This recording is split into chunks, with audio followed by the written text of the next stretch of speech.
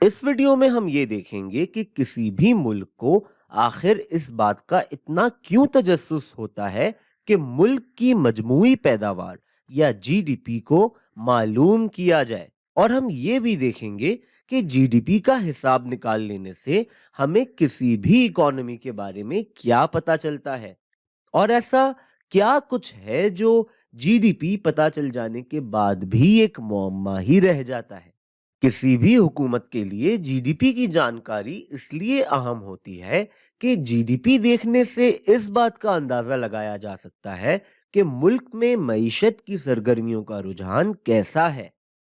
تیزی ہے، مندی ہے، وغیرہ وغیرہ۔ انگریزی میں اسے ہم اکنامک ایکٹیویٹی بھی کہتے ہیں۔ اکانومک ایکٹیویٹی سے ہمیں اکانومی کی سائز کا بھی اندازہ ہوتا ہے، اور اکانومی کو اپنے ارد گرد کی اکانومیوں پر کیسا اثر و رسوخ حاصل ہے یہ بھی ہمیں پتا چل جاتا ہے۔ سب سے عام چیز جو جی ڈی پی نکالنے کے بعد دیکھی جاتی ہے وہ فیکس جی ڈی پی یا G D P per capita ہوتا ہے۔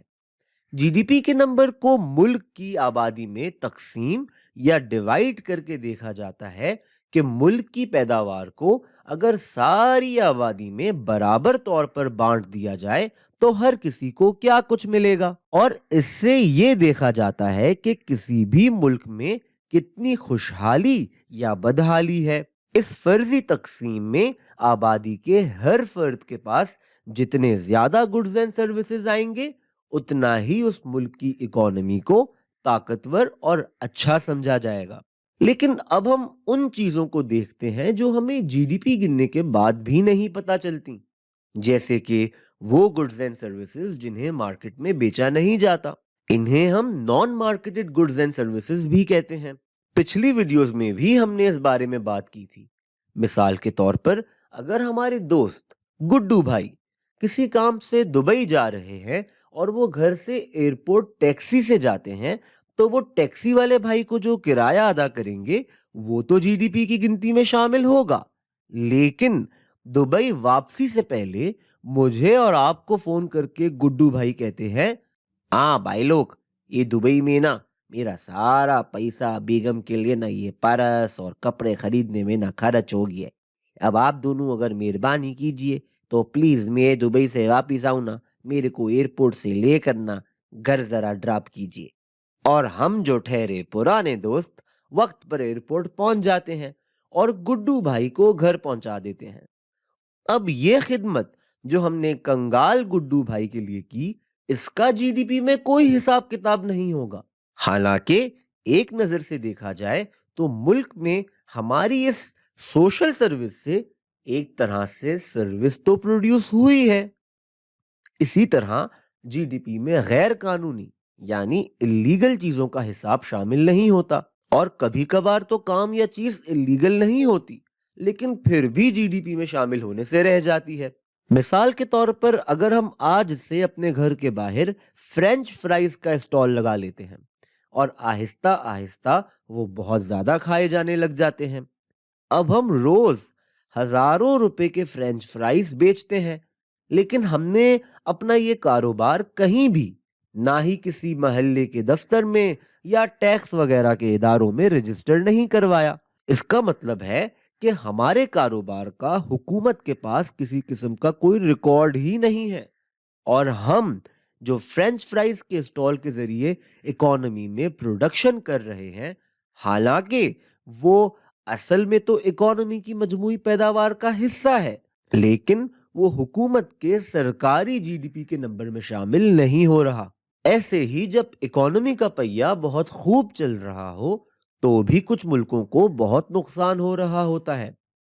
مثال کے طور پر اگر ایک ملک میں بے تحاشا سیمنٹ بنایا جاتا ہے اور ساری دنیا میں اس ملک سے سیمنٹ ایکسپورٹ ہوتا ہے تو سیمنٹ کی بے شمار پیداوار اس ملک کی جی ڈی پی کو تو کافی بڑھا دے گی، لیکن اس بات کا جی ڈی پی میں کوئی ذکر نہیں ہوگا کہ سیمنٹ کے یہ کارخانے کس طرح سے ملک میں بے پناہ ماحولیاتی آلودگی پیدا کر رہے ہیں۔ ایسے ہی ہو سکتا ہے کہ کسی ملک کا جی ڈی پی بہت اچھا ہو، لیکن ملک میں جسمانی اور ذہنی صحت کی سہولیات کا اگر فقدان ہو تو اچھے جی ڈی پی کے باوجود ملک میں کافی مسائل ہوں گے جو صرف جی ڈی پی کے بڑے نمبر سے حل نہیں ہوں گے، کیونکہ صرف اس بات سے تو ملک میں رہنے والے ہر فرد کے مسائل حل نہیں ہو جائیں گے کہ ملک کی مجموعی پیداوار بہت زیادہ ہے۔ اکثر دنیا میں ملکوں کی خوشحالی کی درجہ بندی یا رینکنگ جی ڈی پی کے حساب سے ہی ہوتی ہے۔ اگر ہم ورلڈ بینک کی 2019 کی رینکنگ دیکھیں تو پاکستان کا درجہ یا رینک یا نمبر 43 ہے، اور پاکستان کا سال 2019 میں جی ڈی پی تقریباً 2,80,000,000,000 ہے، یعنی تقریباً 280 ارب امریکی ڈالر۔ اور اگر فیکس جی ڈی پی دیکھیں تو پاکستان کا رینک تقریباً 134 یعنی 134 ہو جاتا ہے، اور پاکستان کا فیکس جی ڈی پی سالانہ 5,400 امریکی ڈالر ہو جاتا ہے۔ اب یہ کافی دلچسپ بات ہے کہ جی ڈی پی کی رینکنگ میں تو پاکستان 43 نمبر پر ہے،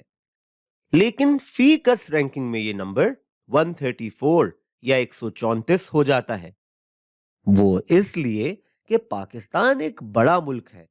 بڑا یعنی آبادی کے لحاظ سے بڑا ملک ہے۔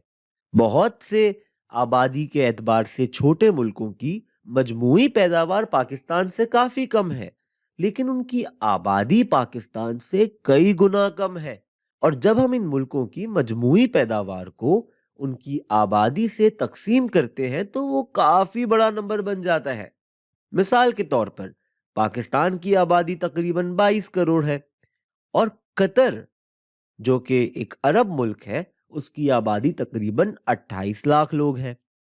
اب قطر کا جی ڈی پی تقریباً 184 یعنی 184 ارب امریکی ڈالر ہے۔ اب یہ نمبر پاکستان کے 280 ارب ڈالر سے تو کافی کم ہے، اور قطر کا جی ڈی پی دنیا میں 53 رینک پر آتا ہے، جبکہ پاکستان قطر سے 10 درجے اوپر یعنی 43 رینک پر آتا ہے۔ لیکن جب ہم پاکستان کی جی ڈی پی کو آبادی سے ڈیوائیڈ کر دیں تو یہ سالانہ 5,400 فیکس امریکی ڈالر بن جاتا ہے۔ لیکن قطر کے جی ڈی پی کو جب ہم قطر کی آبادی سے ڈیوائیڈ کرتے ہیں تو یہ ایک بہت بڑا نمبر یعنی کہ فیکس سالانہ 1,24,000 امریکی ڈالر بن جاتا ہے۔ لہٰذا جی ڈی پی سے کی گئی رینکنگ اکثر ہمیں غلط تصویر دکھا سکتی ہے۔ ایسے ہی جی ڈی پی میں ایک اور مسئلہ یہ ہے کہ جی ڈی پی کسی بھی ملک میں موجود دولت کی غیر منصفانہ تقسیم کی بات نہیں کرتی۔ اب مثال کے طور پر قطر کی تقریباً ساری ہی دولت چند لوگوں کے ہاتھوں میں ہے، اور عام شہریوں کا رہن سہن ان چند لوگوں سے بہت مختلف ہے۔ جب کسی بھی ملک میں کچھ لوگوں کے ہاتھوں میں بے تحاشا دولت ہو تو عین ممکن ہے کہ اس ملک کا جی ڈی پی یہاں تک کہ فیکس جی ڈی پی بھی ٹھیک ٹھاک ہو، لیکن حقیقت میں اس ملک کی تقریباً زیادہ تر آبادی غربت کی لکیر کے نیچے یا اس لکیر کے بالکل آس پاس زندگی گزار رہی ہوگی، اور یہ بات ہمیں جی ڈی پی دیکھ کر کبھی پتہ نہیں چلے گی۔ تو یہ بھی جی ڈی پی کا ایک مسئلہ بن جاتا ہے کہ ہمیں جی ڈی پی میں وسائل کی غیر منصفانہ تقسیم نہیں دکھتی، اور اگر امیر اور غریب کا فرق بہت زیادہ ہو تو یہ ملک میں بدحالی کا ایک نشان سمجھا جاتا ہے۔ اسی لیے جس ملک میں متوسط طبقہ یعنی مڈل کلاس زیادہ تعداد میں ہو اس ملک کو عام طور پر ایک خوشحال ملک سمجھا جاتا ہے، اور حکومتوں کی یہی کوشش ہوتی ہے کہ ملک کے متوسط طبقے کو وسیع تر اور مضبوط بنایا جائے۔ تو بات کا خلاصہ یہ ہے کہ اکانومی کی سرگرمیوں یا ایکٹیویٹیز کو ناپنے کا کوئی بہترین طریقہ تو نہیں ہے، لیکن پھر بھی اکانومکس کے ماہرین کا اس بات پر اتفاق ہے کہ جی ڈی پی موجودہ طریقوں میں سے سب سے زیادہ اثردار طریقہ ہے، لیکن پھر بھی بہت سے نئی سوچ رکھنے والے معیشت دان دیگر طریقے تجویز کرتے رہتے ہیں۔ جیسے اقوام متحدہ اب سب ملکوں میں خوشحالی کا اندازہ الگ پیمانے لگا کر کرتا ہے، اور خوشحالی کی بنیاد پر ملکوں کی الگ سے ایک درجہ بندی یا رینکنگ جاری کرتا ہے، جو وہ ہر ملک میں رہنے والے لوگوں سے سرویز یا سوال جواب کر کے بناتا ہے۔ تو کیوں نہ ہم مل کے یہ سوچیں کہ میرے اور آپ کے خیال میں ایسے کیا دلچسپ طریقے ہو سکتے ہیں جن سے اکانومی کی سرگرمیاں اور ملک میں بسنے والوں کی خوشحالی کو ساتھ ساتھ ناپ لیا جائے؟ بتائیے پھر۔